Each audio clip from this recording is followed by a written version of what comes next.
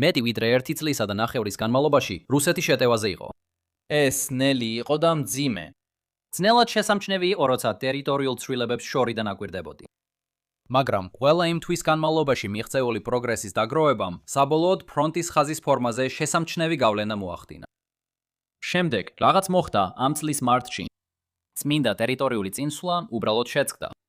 რუსეთი გარკვეულ რეგიონებში წინ მიიწევდა, მაგრამ უკრაინამ სხვა ადგილებში ეს უფრო მეტად დააბალანსა. სუფთა 34 კვადრატული კილომეტრი მარტში, 119 კვადრატული კილომეტრი აპრილში და სავარაუდოდ 259 კვადრატული კილომეტრი მაისში. ისეთი სიტუაცია, რომ შეიძლება ეს სლაიდი მთლიანად გადავაწყო. ეს არ არის ხმაური. რაღაც ნამდვილად შეიცვალა. კითხვა ისაა, რა? დღევანდელი ვიდეო კი ჩვენი პასუხების ძიებაა. დავიწყებთ დამატებითი დადასტურებით, რომ ეს ნამდვილად ხდება, მიუხედავად საწინააღმდეგო მოსაზრებებისა, რომლებიც დღეს ხეების გამო ვერ ხედავენ.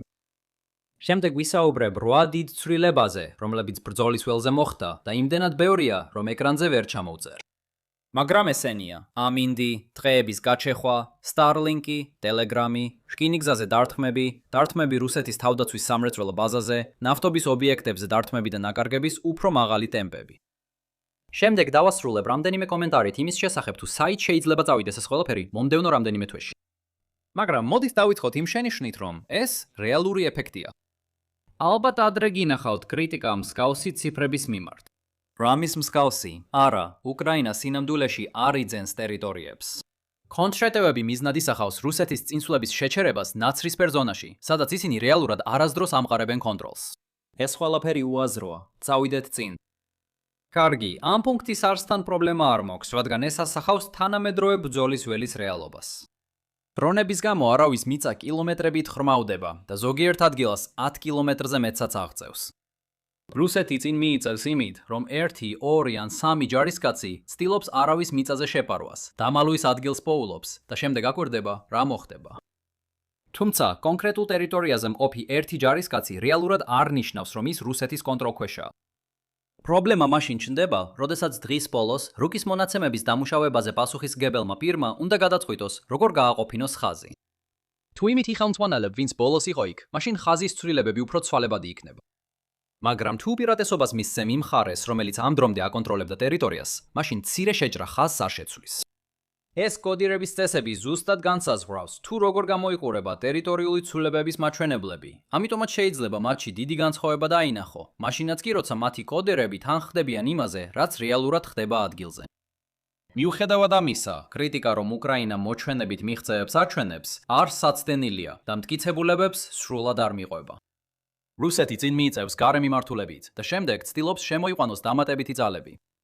თუ უკრაინა იბრუნებს ყველა იმ ადგილს, სადაც რუსეთი ცდილობს წინ წაწევას, მაინც უნდა დავასკვნათ, რომ რუსეთის შეტევა დასასრულს უახლოვდება. და მიუხედავად იმისა, რომ მარტში შეიძლებოდა გონივრული ყოფილიყო ასე ფიქრი, მაისში დაფიქსირებული 250 კვადრატული კილომეტრი უფრო სიღრმისეულ ახსნას საჭიროებს. რაღაც შეიცვალა ადგილზე და უნდა დავიწყოთ იმის გაგება, თუ რა. სინამდვილეში ადგილზე ბევრი რამ შეიცვალა. მაგრამ ირონიულად დავიწყოთ იმით, რაც ძირითადად ჰაერშია. ამინდი. დარწმუნებული ვარ, ამ ისტორიის ძირითად ნაწილებს უკვე იცით. თენიანობა ცუდია მძიმე მანქანების ადგილზე გადაყვანისთვის. და მიუხედავად იმისა, რომ დრონები ფრონტის ხაზზე დომინირებენ და მცირე შეღწევის ჯგუფები ახალი ნორმაა, მექანიზებულ ჯგუფებს ჯერ კიდევ შეუძლიათ სარგებლობა ნახონ ხარვეზებით და ყველას სჭირდება მომარაგება, მიუხედავად ყველაფრისა. ეს ზამთარი უფრო ცივი იყო და მეტი ნალექი ჰქონდა ვიდრე წინა წელს. ეს ნიშნავს, რომ თოვლი მნიშვნელოვნად მეტი იყო. მარტის მოსვლასთან ერთად თოვლი დნობა დაიწყო, რამაც გაზაფხულზე განსაკუთრებით მძიმე რასპუტიცას ტალახიანი სეზონი შექმნა. შედეგად რუსეთის შეტევა შიხში შევიდა. კარგი, რა თქმა უნდა, მაგრამ ხედავ ამ თეორიასა და მონაცემებს შორის შეუსაბამობას. უკრაინა ახლა წინ მიიწევს. რასპუტიცას არგუმენტი პროგნოზირებდა გატინულ ფრონტის ხაზს, არა ბედი იღბლის შემოტრიალებას. სავსებით გონივრულია ვიფიქროთ, რომ გალღობილი მიწა დაეხმარა რუსეთის ტემპის შეჩერებას, მაგრამ მონაცემების სრულად ასახსნელად სხვა თეორიაც გვჭირდება. შემდეგი თემაა ტყის ზოლი. მიყვარს ეს უკრაინის სურათი, არა მხოლოდ იმიტომ, რომ ლამაზია, არამედ იმიტომაც, რომ ის ხსნის, როგორ მიიღო ქვეყანამ თავისი დროშა. თუმცა, კიდევ რაღაც იმალება შორს. ტყის ზოლი. ტექნიკური ტერმინი ამისთვის სინამდვილეში ქარის დამცავი ზოლია. ქარის დამცავი ზოლები ეხმარება ნიადაგის ეროზიის კონტროლს, რაც სხვაგვარად გაანადგურებდა უკრაინის სტატუსს, როგორც ევროპის პეღელი. 1. უარყოფითი მხარე. წინსვლაზე მყოფი ჯარები მათ იყენებენ საფარად, რათა დრონებისგან დამალონ თავი. დიახ, აქ იგულისხმება, რომ სტალინის ეპოქის სასოფლო-სამეურნეო პოლიტიკა ახლა ეხმარება რუს ჯარებს უკრაინის დაპყრობაში. თუმცა არსებობს ხმები, რომ უკრაინამ აგრესიულად დაიწყო იმ ხეების ზოლების დაწვა, რითაც აიძულებს რუს ჯარებს ღია სტეპზე წიან წაიწიონ. ამ პოლიტიკის მასშტაბი ჯერ გაურკვეველია, მაგრამ ნებისმიერ შემთხვევაში ისევ იმავე ლოგიკურ ხარვეს ვაწყდებით, როგორც ადრე. ხეების დაწვა უნდა შეაჩეროს რუსი ჯარების მოძრაობა. კარგი, შევამოწმე. მაგრამ სინამდვილეში ეს უფრო გაართულებს უკრაინის წინსვლას იმ უბნებში, სადაც მას უკეთესი კონტროლი აქვს არავის მიწაზე. ეს არ არის შემოწმება. ჩვენ ჯერ კიდევ გჭირდება სხვა თეორია, რათა სრულად ავხსნათ მონაცემებში არსებული შებრუნება. მესამეა Starlink-ი. ალბათ აქაც გსმენიათ ეს ისტორია. Starlink-მა აღკვეთა რუსი ჯარისკაცების მიერ ტერმინალების გამოყენება უკრაინის შიგნით, რითაც მათ დაუხშო ერთ-ერთი მთავარი გზა შეტევებისა და შემდგომში თავდაცვის კოორდინაციისთვის. როდესაც გათიშვა მოხდა თებერვალში, ყველანი ველოდით, რომ რუსული წარმატებები შემცირდებოდა. თავარი კითხვა იყო, იქნებოდა ეს დროებითი შეფერხება თუ ეფექტი გაგრძელდებოდა. ჯერ კიდევ რთულია ვთქვათ, რომ Starlink-ის დაკარგვის გაგრძელება უკრაინის მნიშვნელოვან წარმატებებს იწვევს რამდენიმე თვის შემდეგ. თუმცა რუსეთი ნამდვილ შემცვლელს 27-მდე არ ელოდება. გიგვირს, რატო არ მიუღო კრემლმა ეს სისუსტე უფრო სერიოზულად 4 წლის წინ? ამ დროისთვის კი რუსეთი აწყდება გაზრდილ სარდლობისა და კონტროლის პრობლემებს. გონივრულია ვიფიქროთ, რომ ეს იყო პირველი დომინო, რომელმაც უკრაინას ბევრად მეტი შესაძლებლობა მისცა. 4. გადავდივართ Telegram-ზე. ეს ორმაგი დარტმა. დაახლოებით იმავე დროს, როცა რუსეთმა დაკარგა Starlink-ი, კრემლმა Telegram-ის მუშაობის შენელება დაიწყო. ეს იყო პოლიტიკური ნაბიჯი. სხვა ნებისმიერი სოციალური მედიის არხის მსგავსად, Telegram-ი შეიძლება გამოიყენონ მოქალაქეთა უკმაყოფილების გასავრცელებლად მთავრობის მიმართ და რაც უფრო უარესია, შეუძლია პროტესტის მონაწილეთა კოორდინაცია ქუჩაში გამოსასვლელად. ერთი პატარა პრობლემა არსებობს. რუსი ჯარისკაცებიც იყენებენ Telegram-ს საქმიანობის კოორდინაციისთვის. ამიტომ, იმავე დროს, როცა დამპყრობლები ინტერნეტთან ცდომას ებრძოდნენ, მათ არც ის იცოდნენ, სად უნდა შესულიყვნენ ერთმანეთთან დასაკავშირებლად, როცა ინტერნეტში აღმოჩნდებოდნენ. რაც უკრაინის შეტევის ამ ასპექტს საინტერესოს ხდის, ის არის, რომ ეს შეიძლება რუსეთისთვის მანკიერ წრედ გადაიქცეს. რაც უფრო ცუდად გამოიყურება ბრძოლის ველი რუსეთისთვის, მით მეტი უკმაყოფილება იქნება მოქალაქეებს შორის. მაგრამ რაც უფრო მეტი უკმაყოფილებაა მოქალაქეებს შორის, მით მეტი мотиваცია აქვს კრემლს, რომ სოციალური მედიის მიმართ დამატებითი შეზღუდვები დააწესოს. და შემდეგ ისევ დასაწყისში უბრუნდებით. რაც უფრო მეტი შეზღუდვაა სოციალურ მედიაზე, მით უარესად გამოჩნდება ბრძოლის ველი რუსეთისთვის.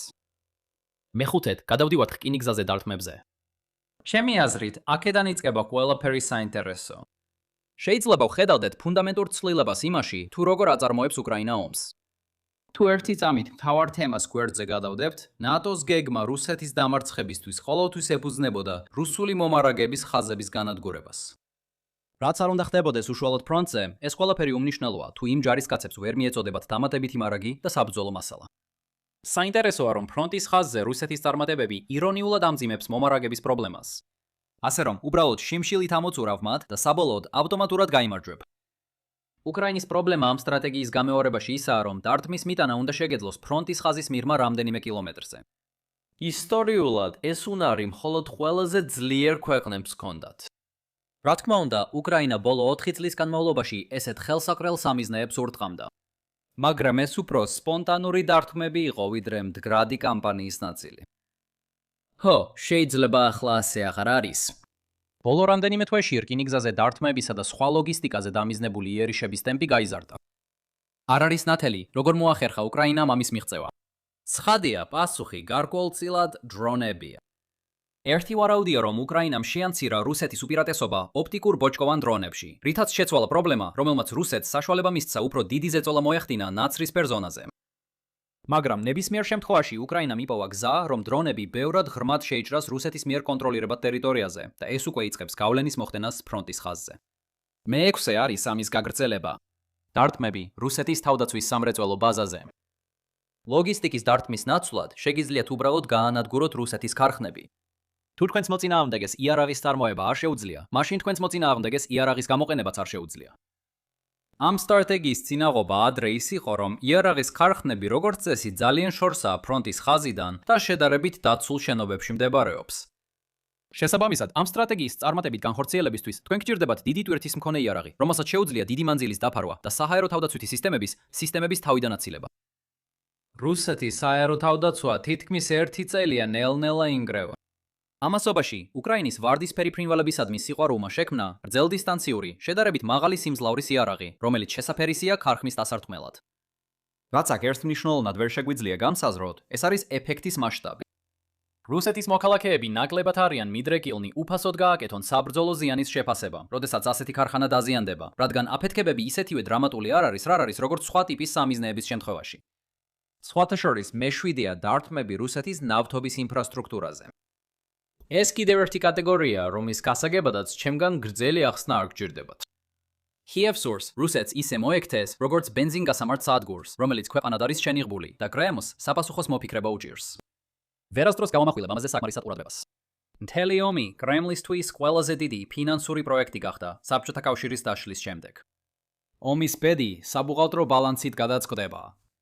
რამდენი ფული შედის კრემლის ხაზინაში და რამდენი იხარჯება ჯარისკაცების გადასახდელად? რუსეთის ნავთობის ინფრასტრუქტურაზე, ნავთობგადამამუშავებელ ქარხნებზე, პორტებსა და ჩრდილოვანი ფლოტის ტანკერებზე თავდასხმა ზრუნავს ამ განტოლების შემოსავლის მხარეზე. იმის გამო, რომ რუსეთის საერო თავდაცვა ძალიან სუსტია, ეს სტრატეგია უკვე რამდენიმე თვე ამუშაობს და როგორც ჩანს, კრემლისთვის მდგომარეობა მხოლოდ უარესდება. რუსეთის ნავთობგადამამუშავებელი ქარხნების სიმძლავრე აპრილში ბოლო 16 წლის მინიმუმამდე დაეცა. შესაბამისად, კრემლი იძულებულია შეამციროს რეკრუტირების მცდელობები. თავდაცვის სამინისტრომ მხოლოდ დაახლოებით 70%-ით შეასრულა რეკრუტირების გეგმა 26 წლის პირველი კვარტლისთვის. ნაწილობრივ ამის შედეგად რუსეთი ახლა ნაკლებ ჯარისკაცს იძენს, ვიდრე ბრძოლის ველზე გარგავს. კლავ, უკრაინა ამით სარგებლობს. და ბოლოს, რუსი ჯარისკაცების დანაკარგები გაიზარდა. ეს არის განტოლების მეორე ნახევარი. რუსეთს ჯერ კიდევ შეეძლო ჯარისკაცების რაოდენობის ზრდა, თუნდაც შემცირებული რეკრუტირების პირობებში, თუ დანაკარგების მაჩვენებელი არ იქნებოდა მაღალი. მაგრამ ასეა. კლავ, ამის ნაწილი როგორც ჩანს, იმით აიხსნება, რომ უკრაინა დრონებით უპირატესობისთვის ბრძოლას იგებს. მეორე ნახევარი არის რუსეთის საერთო სტრატეგიული პოზიცია. სამხედრო სტრატეგიის საფუძვლები გასწავლის, რომ შემტევ არმიას გაცილებით მეტი ცოცხალი ძალა სჭირდება, ვიდრე თავდაცვით არმიას. ამის თანდევი შედეგია ის, რომ თუ აგრძელებ მოქმედებას როგორც შემტევი არმია, მაგრამ არ გაქვს საკმარისი პერსონალი ამის უზრუნველსაყოფად, დროთა განმავლობაში უბრალოდ უფრო და უფრო მეტ ჯარისკაცს დაკარგავ და ამის სანაცვლოდ დიდ ტერიტორიას ვერ მოიპოვებ. ეს არის გაფრთხილება ტერიტორიული ცვლილებების სტატისტიკის ზედმეტად ინტერპრეტირების შესახებ. რაც უფრო მეტად უკრაინის მიღწევები დრონების კონტროლის შედეგია, მით უკეთესია უკრაინის მომავალი პერსპექტივები, რომ გააგრძელოს პროცესის მისთვის სასურველი მიმართულებით განვითარება. რაც უფრო მეტად ეს არის შედეგი იმისა, რომ რუსეთმა არ აირჩია შესაბამისი სტრატეგია თავისი მობილიზაციის შესაძლებლობებთან შესატყვისად, მით უარესია უკრაინის მომავალი პერსპექტივები.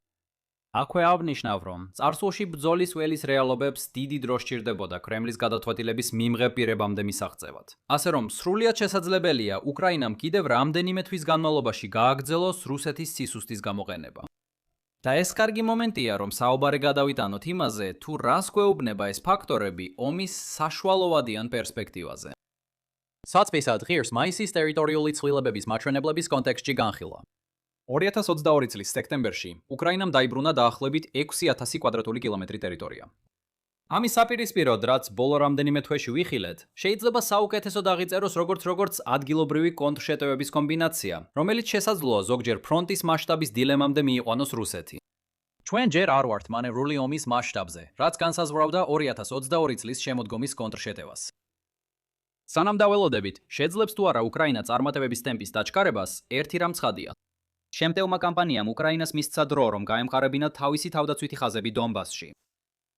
ცხადია, პირველი შედეგი აქ არის ის, რომ რუსეთს უფრო გაუჭირდება ტერიტორიის მოპოვება, თუ ინიციატივას დაიბრუნებს. თუმცა, უფრო დახვეწილი შედეგი ის არის, რომ ეს შეიძლება უკრაინას მეტი თავდაჯერებულობა მისცეს შეტევისას რისკზე წასასვლელად. თავდაცვითი ხაზი არსებითად მოქმედებს, როგორც სადაზღვევო პოლისი, რომელიც ანცირებს შეტევითი ოპერაციების სრულად ზარუმატებლობის რისკს. ეს ფაქტობრივად ერთ-ერთი მთავარი პრობლემა იყო უკრაინის შეწყვეტილ 2023 წლის შეტევასთან დაკავშირებით. კიევი არასდროს ჩაერთო მასში სრულად, რადგან თუ ყველაფერი კატასტროფად იქცეოდა, უსაფრთხოების ბადე პრაქტიკულად არ არსებობდა. ბოლოს რაც აქ აღსანიშნავია არის ის, რომ უკრაინის შეტევამ უნდა შეამციროს მოლაპარაკებების ბარიერები, რომლებიც ომში დარჩა. რუსეთს აღარ ექნება საფუძველი მოითხოვოს დანარჩენი დონბასი, თუ არ არსებობს აშკარა გზა, რომ რუსეთმა სამხედრო გზით აიღოს დონბასი. ეს მართალია, როგორც იმ შემთხვევაში, თუ რუსეთს არ აქვს ინიციატივა, ასევე მაშინაც, თუ უკრაინას უფრო მტკიცე თავდაცვითი ხაზები აქვს უკან. შესაბამისად, უკრაინის დომინოს პრობლემა ქრება. ანუ, უკრაინას არ მოუწევს იმის გამო ნერვიულობა, რომ დონბასის დათმობა შემდგომ დანაკარგებს გამოიწვევს, თუ მას არასდროს მოუწევს პირველი დომინოს გადაგდება.